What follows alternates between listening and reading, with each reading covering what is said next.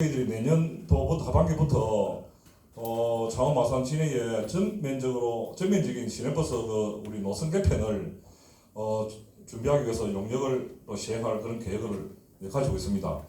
하여튼 우리 창원의 시내버스 체계 개편을 위해 가지고 이렇게 하는 목적은 오직 우리 시민을 위해서, 시민을 중심을 두고 시민을 위해서 대중교통 체계를 개편한다. 예, 그렇게 일단 말씀드리고 싶습니다. 이상입니다.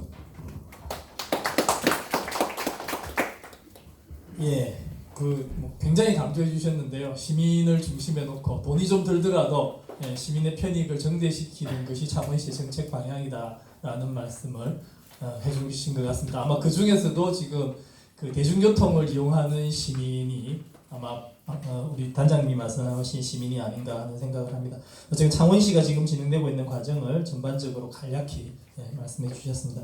다음은 아까 소개드렸을 때 말씀드렸습니다만 과거에 창원시 준공영제 준비 과정에 가장 열성을 가지고 참여하셨던 우리 전점석 공동대표님 토론해 주시겠습니다.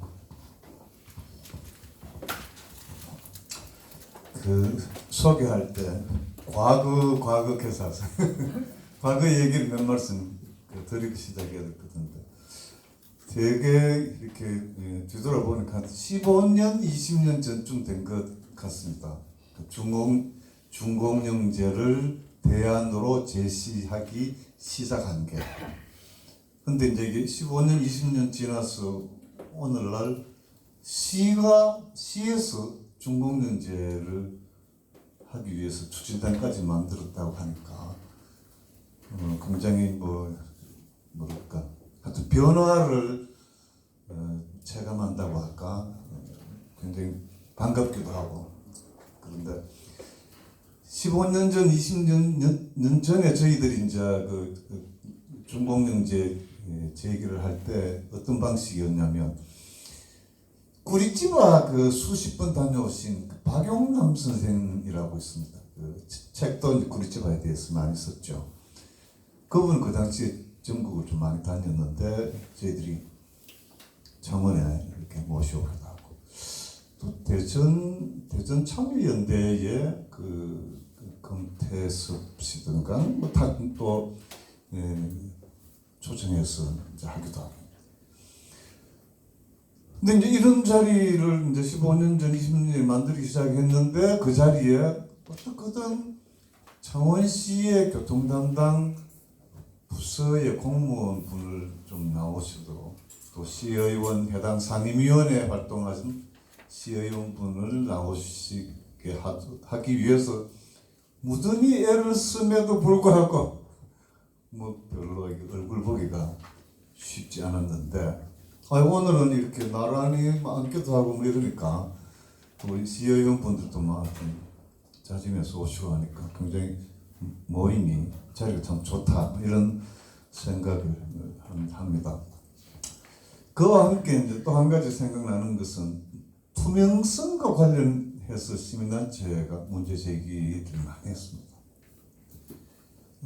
근데 투명성 업체의 수익금 관련해갖고 굉장히 우리가 믿지를 못했죠. 어느 정도 못 믿었냐면 그때는 교통카드가 없을 때 옷이다. 교통카드 얘기가 이제 나올까 말까 하는 시점이라 돈통이 모든 버스에 있었던 시절 생각나십니까?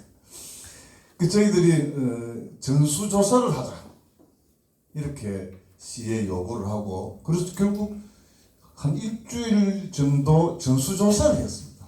모든 차량에 새벽 5시 이전 첫 차부터 밤 12시 막차까지 동선하고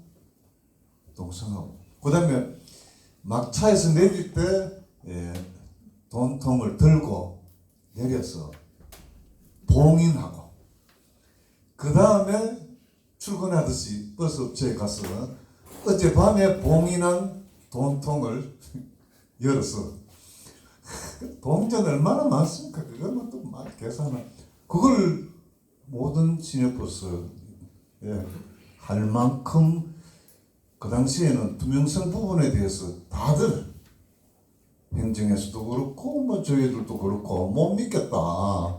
그게 굉장히 그만큼 컸다는 얘기죠. 근데 그게 이제 5년, 10년 이렇게 지나면서 교통카드 도입이 본격화되고 정착되고 이러면서 토큰도 없어지고 동전도 없어지고 뭐 이러면서 투명성은 이제 그렇게 걱정을 안 해도 되는 것 아닐까 이렇게 생각했는데 조금 전에 두 분 발표 이렇게 들으니까 여전히 수익금 부분에 대한 얘기, 투명성에 관한 얘기, 표준 운송 문가에 관한 얘기가 여전히 이렇게 제기돼서 또 다른 양상으로 아직까지 고쳐지지 않는가 보다 뭐 이런 생각을 했습니다. 어떻든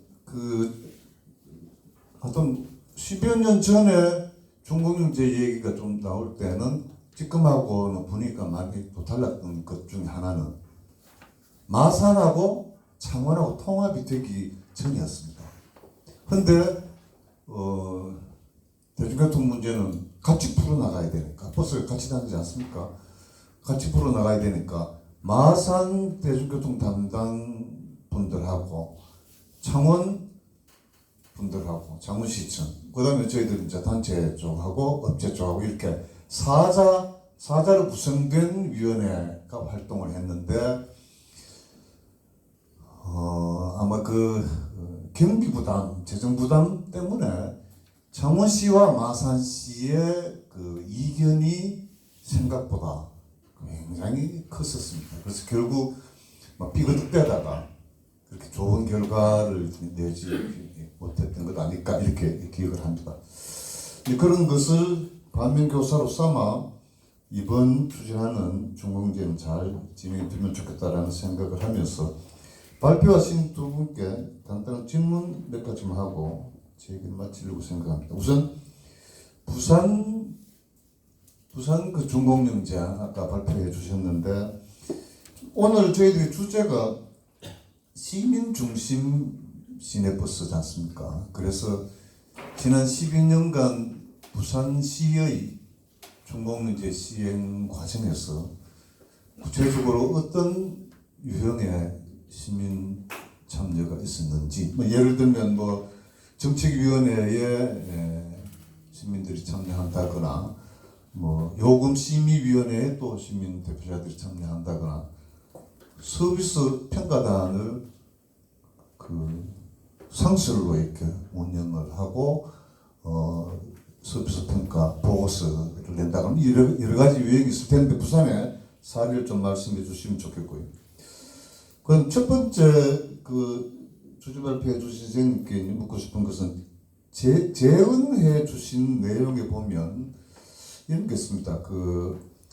광역 BRT와 관련해서 입체 도로 설치가 필요한 것 아니냐 이런 말씀을 주셨는데 구체적으로 어떤 것을 예상하시고 재언해 주셨는가 궁금한 겁니다. 왜냐하면 저희들은 이제 마산 창원을 잇는 주요 간선 도로가 넓게 있기 때문에 중앙차로제를 도입하면 어리 이제 간선 도로에 탈이라고 생각을 해서 새로운 입체도로 이런 것을 미처 이제 생각을 못해서 혹시 새로운 아이디어가 있으신가 궁금하고 뿐만 아니라 창원 내에 5개 행정구, 구가 지금 5개니까 그걸 말씀하시는 것 같은데 5개 행정구 간에 노선을 도입해야 되는 것 아니냐라고 하는 것도 제안을 해 주셨는데 그건 지금 도심 BRT를 구와 구간에 이렇게 연결하는 것을 우리가 예상할 수 있는 도로 환경이 아니지 않는가라는 생각이 들어서 추가로 좀 설명을 해 주시기를 부탁을 드리고 흔히 우리가 대중교통이 거듭나려 그러면 단체장이 대중교통을 사랑해야 대중교통이 새롭게 거듭나지 않습니까? 그런 점에서 어떨 때는 서울에서도 시장님이 전철 타고 출퇴근하면 박수 받지 않습니까? 그렇듯이 창원시에서도 뭐 시장님이라든가 부시장님 이런 분들 뭐 출퇴근 때 버스 타고 일반 시민들과 함께 뭐 이렇게 타는 모습 그런 게 집권부터 이렇게 진행 과정에 달라지고 난 다음에 하는 것이 아니라 진행 과정에서도 그런 모습을 좀 보이고 뭐 공무원 분들 뭐 물론이고 그런 자세로부터 중공연제 준비가 되면 좋겠다는 말씀을 드리고 제 얘기 마치겠습니다. 고맙습니다. 예, 시간을 조금 더 쓰셨는데요. 예, 1분 30초 정도 쓰셨습니다. 예. 제가 자를 만한 시간은 아니어서 예, 그냥 시간을 쓰시게 드렸고요. 일단 그 방금 그 질문 나온 것에 대해서는 그 발제자 두 분께서 예, 준비를 해주시면 좋겠습니다. 예, 다음은 그 우리 창원시정연구원의 전상민 박사님께서 BRT 중심으로 예, 지금 진행 과정을 또 좀 말씀해 주시겠습니다. 예, 창원시정연구원의 전상민입니다.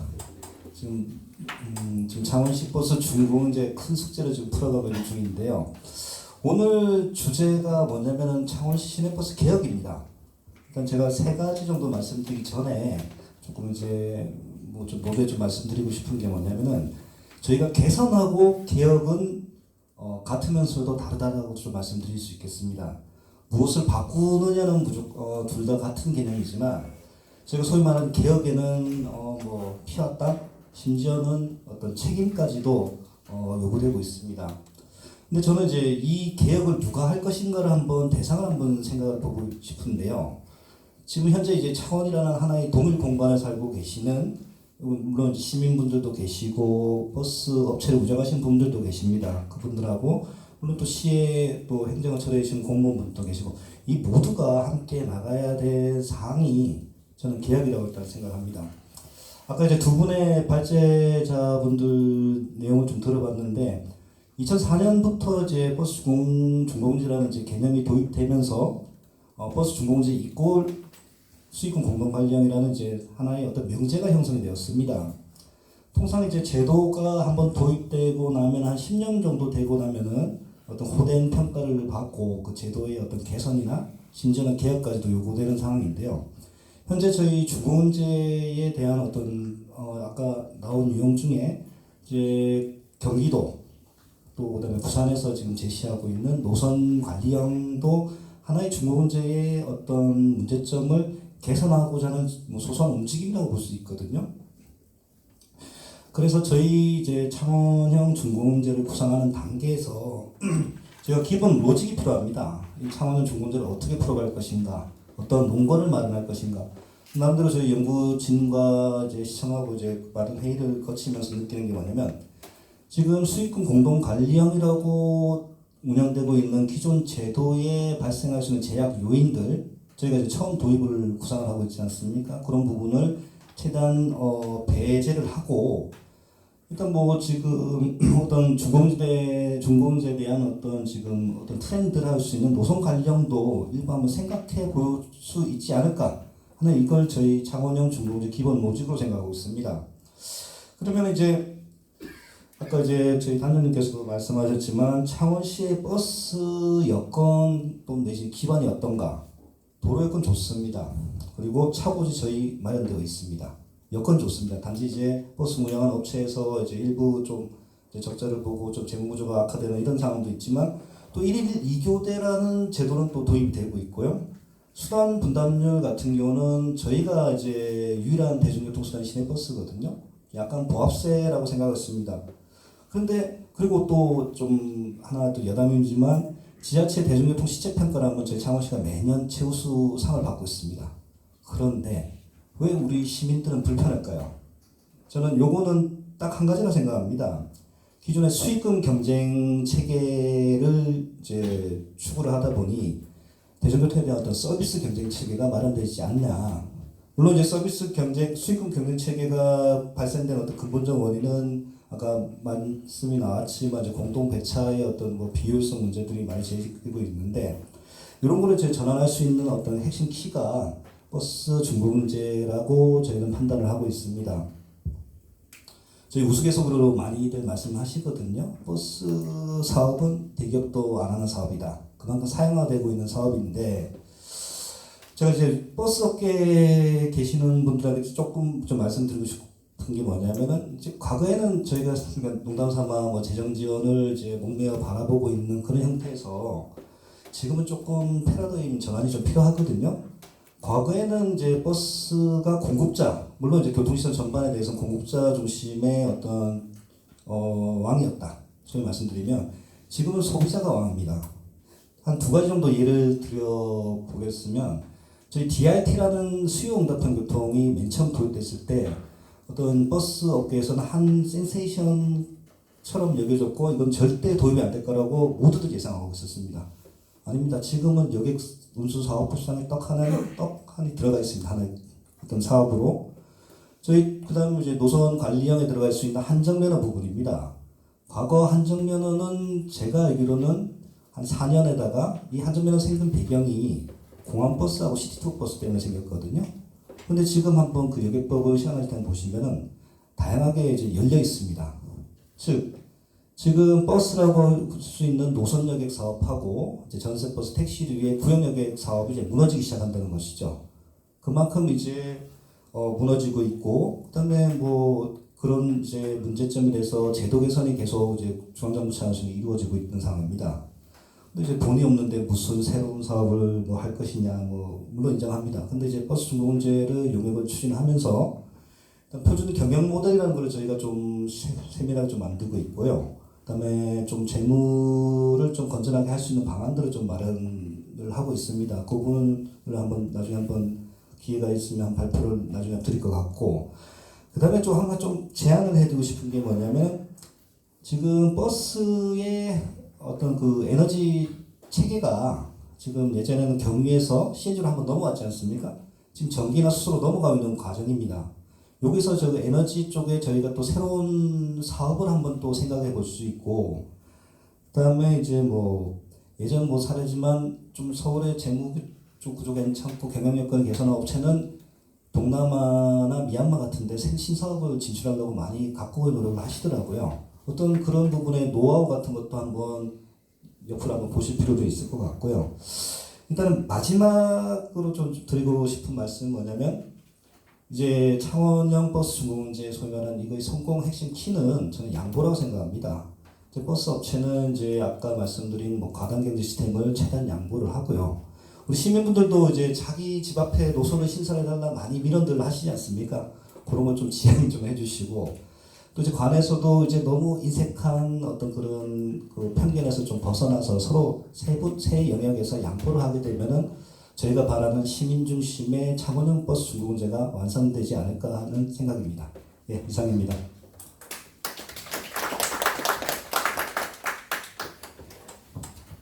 예, 그 준공영제를 준비하기 위한 연구 용역을 맡고 계신 분으로서 예, 지금 이제 검토하고 고려하고 있는 창원시 준공영제 준비 내용에 대해서 예, 쭉 말씀을 해주셨고요. 예, 이제 네 번째로 우리 그 정광재 수석부지부장님께서 예, 그 운수 노동자의 관점에서 준공영제에 관한 토론을 한번 해주실 것 같습니다. 예, 반갑습니다. 굉장히 늦은 시간인데 많이 들어오시네요. 오신 분들 보니까 굉장히 생대한 분들이라서 현장에는 저희들 좀 이렇게 끌리기도 합니다. 간단하게 제 소개를 좀 먼저 하겠습니다. 저는 전국 공공수노동조합에서 수석부장 맡으면서 물론 뭐 노동자들을 위한 이런 것도 하지만 좀 특이하게 저희들이 버스 정책이라든지 이런 데 좀 관여하고 있는 게 사실입니다. 그래서 뭐 일부 기고도 하기도 하고 이 토론회라든지 이런 데 좀 하면 언론도 이렇게 하고 있습니다. 참고로 우리 창원에 버스가 보통 한 760대 정도 운행하고 있고 실질적으로 이제 버스 종사자라 그러지 여기 주축에 운전기사님들이 한 대당 한 2.2명 정도 해서 한 1,600이 돼 있고요. 그리고 여기에는 이것만 포함돼서는 안 되고 또 버스의 한 축인 우리 정비하시는 분들, 뭐 청소하시는 분들, 사무실 관리직에서 실제적으로 굉장히 지역 대단한 집단이죠. 한 2,000 이상이죠 종사자가. 물론 우리 또 임원진들도 9개사 상당수 있고요. 그래서 이걸 조금 저희들은 단편적으로 좀 봐서는 안 된다는 거고요.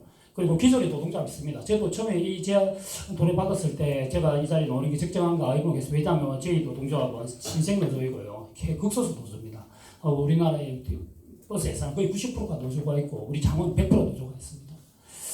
물론 오래된 노조들이 있는데 이거 제가 좀 나왔습니다. 저희들은 기존의 좀 노동조합의 활동에 새로운 것을 좀 불러넣고자 시민에게 안전을 그러니까 버스 노동자의 건강을 그리고 완전 경제 쟁취를 기치로 내걸고 활동하고 있고요. 최근에는 부재로 임금 삭감 없는 주 52시간제를 좀 외치고 있습니다. 물론 소수라서 목소리도 좀 묻히기도 하고요. 실제적으로 뭐 저희들이 또 노동조합 있을 때는 한 몇 년 전에 좀 일부 이제 파업 관련도 좀 진행했었고요.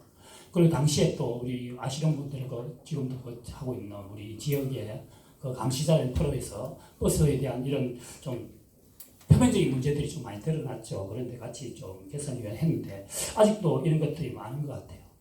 제가 여기 좀 오기 전에 그래서 간단히 또 늦게 과연 뭐 문제해법 준공제 정답인가라는 이 주제로 좀 글짝에 써봤는데 내용을 보시면 알지만 좀 버스에 좀 우리 지역이라든지 좀 기본 시작에 대해서 좀 알아야 되지 않느냐. 저는 좀 역사에 좀 버스에 대해서 왜냐하면 지금 우리가 하는 게 시민 중심이잖아요.